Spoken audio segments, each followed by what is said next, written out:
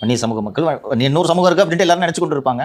இவ்வளவு பலம் வாய்ந்த ஒரு சமூகம் என்பதை தமிழகத்தில் உள்ள எல்லா கட்சிகளும் புரிந்து கொண்டன. அதே ஆண்டு எம்ஜிஆர் அவர்கள் இறந்து விடுகிறார்.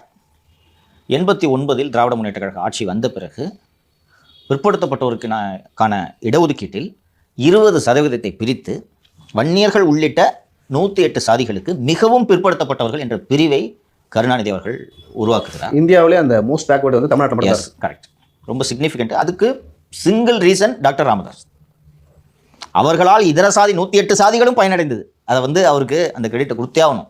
வன்னியர் சமூகம் மட்டுமல்ல, அந்த ஒரு சின்ன 1 லட்சம் 1.5 லட்சம் இருக்கிற சாதிகள்லாம் இருக்கும், 50,000 இருக்கிற சாதிகள் இருக்கும்.